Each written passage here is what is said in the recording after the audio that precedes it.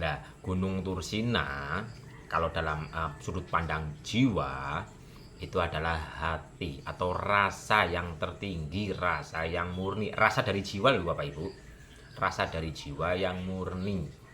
Di saat sang jiwa ini yang sedang melakukan perjalanan sampai kepada rasa jiwa yang murni, rasa jiwa yang rasa jiwa yang murni itu sudah tidak menilai, sudah tidak bersedih, sudah tidak khawatir, sudah tidak bahagia dan sebagainya.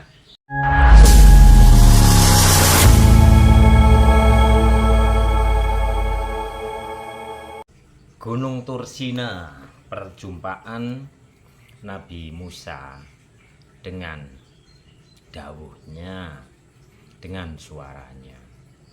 Jadi Gunung Tursina itu sebenarnya apa? Begitu nih Bapak Ibu. Assalamualaikum warahmatullahi wabarakatuh. Rahayu, rahayu, rahayu. Salam damai bahagia, salam sejahtera dan salam sukses untuk semuanya.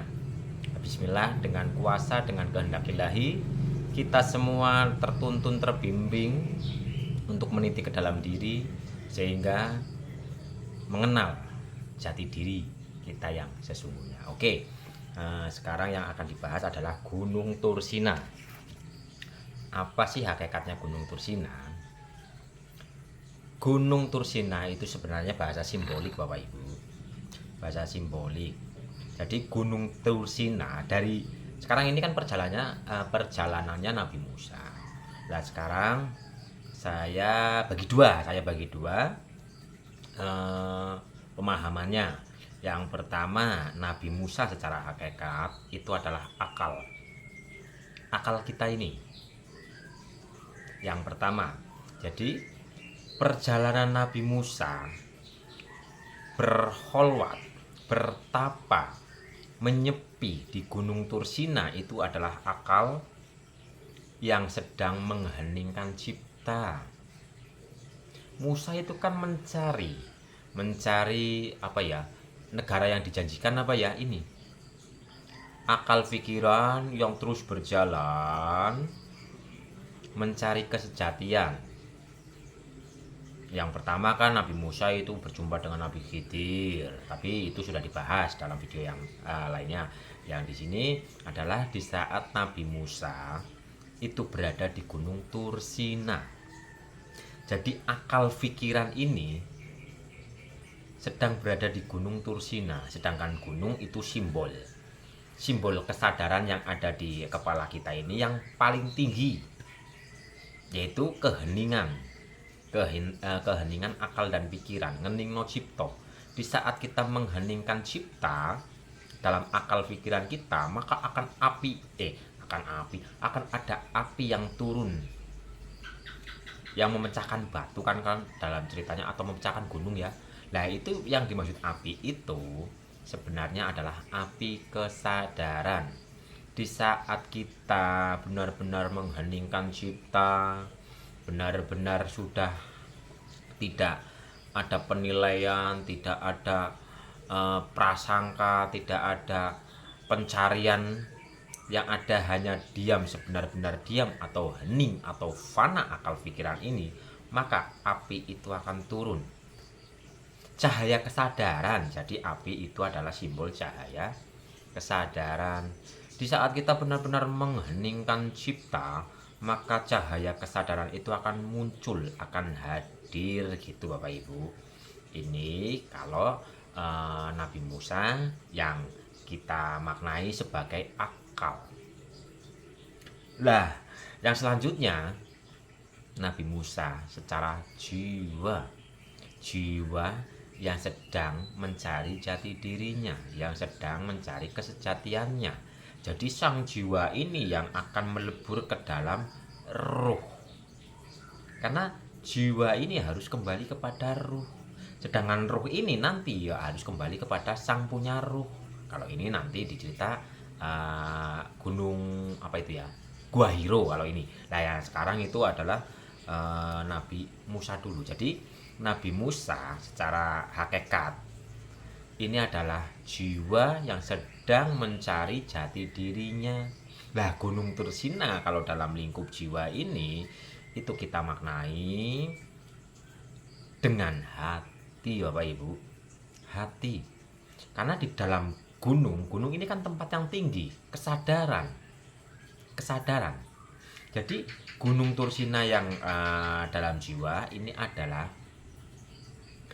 kesadaran jiwa yang paling tinggi, karena jiwa kan berstep-step, ada jiwa ini, ada jiwa ini, ada jiwa inilah. Ini jiwa yang paling tinggi yang sudah tidak ada rasa merasa.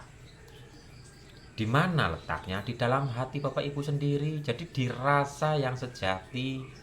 Di saat Bapak Ibu atau kita sampai kepada rasa yang sejati, maka di situ wahyu akan turun.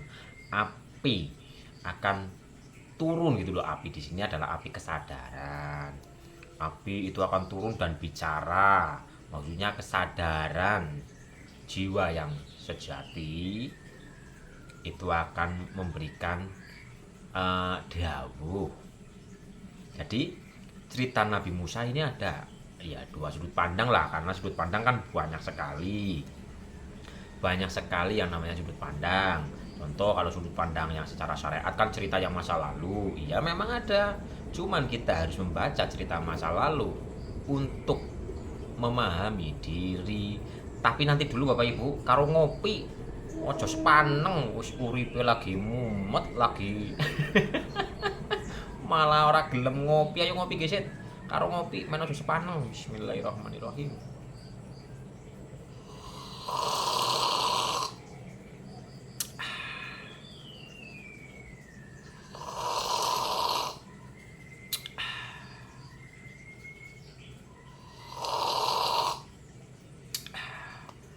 Gitu Bapak Ibu. Jadi pemahaman hakikat itu memahaminya itu kita dengan rileks, dengan ketenangan, dengan rasa yang tenang. Makanya ojo sepaneng ngopi kisit. Padha ngopi apa urung. Oke, kembali lagi ke tema. Tadi temanya apa ya? Yang mana ya? Nabi Musa yang secara jiwa ya.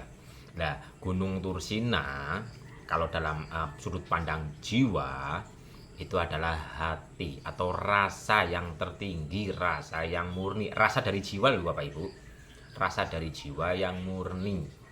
Di saat sang jiwa ini yang sedang melakukan perjalanan sampai kepada rasa jiwa yang murni, rasa jiwa yang murni itu sudah tidak menilai, sudah tidak bersedih, sudah tidak khawatir, sudah tidak bahagia dan sebagainya. Jadi sudah netral. Maka di saat jiwa sampai kepada kenetralan yang sejati, di situ api akan muncul atau cahaya ilahi, cahaya kesadaran akan hadir. Itu Bapak Ibu. Karena sudut pandang kan berbeda-beda secara syariat. Yang dulu pernah ada, dari yang dulu pernah ada kita baca untuk memahami, kita lanjutkan memahami cerita itu masuk ke dalam diri. Contoh Nabi Musa melakukan perjalanan pencarian, yang pertama itu yang secara yang umum itu adalah yang di sana, yang khusus itu adalah akal pikiran yang sedang meniti ke dalam akal pikiran yang murni. Itu yang khususnya adalah sang jiwa yang sedang berjalan menuju kepada kesadaran jiwa yang sejati, jiwa yang murni, sudah tidak terkontaminasi, sudah tidak melekat, sudah tidak terjebak oleh baik dan buruk. Itu Bapak Ibu yang dimaksud Gunung Tursina. Jadi Gunung Tursina dari sudut pandang yang khusus adalah ada di kepala kita, kesadaran tertinggi, akal kita yang sudah murni. Kalau sudut pandang yang khususnya adalah sang jiwa yang sedang berjalan kepada rasa sejati yang netral, tidak melekat dengan apapun, yang sudah tidak terjebak dalam dualitas. Makanya kan dalam ceritanya ada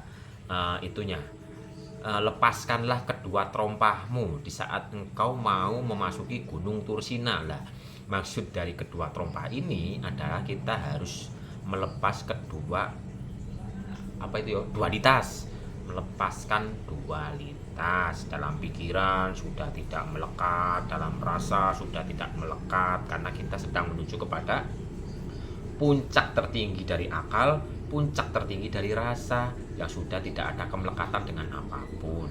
Itu Bapak Ibu Gunung Thursina. Jadi dari sudut pandang yang khusus adalah akal, kesadaran akal yang hening, yang tertinggi, hening no cipto.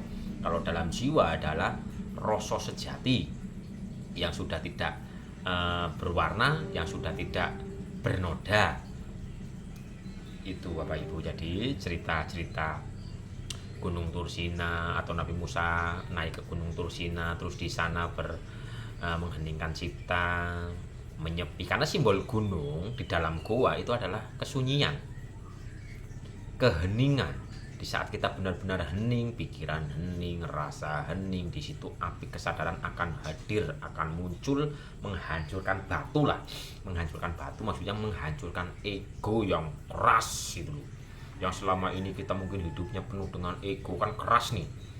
Tapi di saat kita mengheningkan cipta, mengheningkan rasa, maka api kesadaran, api ilahi ini akan menghancurkan ego kita sehingga kita akan pingsan atau fana bila. Karena di situ setelah api turun, Nabi Musa kan pingsan. Itu maksudnya apa? Akal pikiran yang liar sudah fana. Jiwa yang mengikuti kehendak bebas sudah fana. Itu disebut dengan pingsan di saat kita benar-benar masuk ke dalam gua kesadaran yang murni. Maka kita akan gitu. Maksudnya fana gitu loh. Apakah bisa dipahami Bapak Ibu?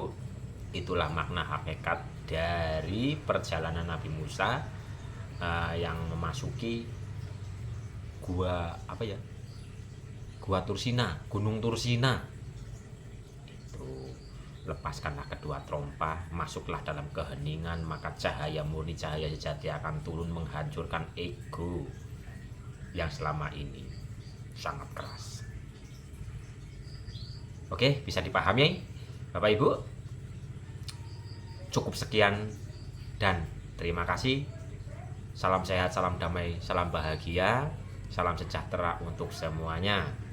Mari kita terus meniti ke dalam diri, sertakan Tuhan dalam kesadaran di setiap saat. Bersama Tuhan kita pasti bisa.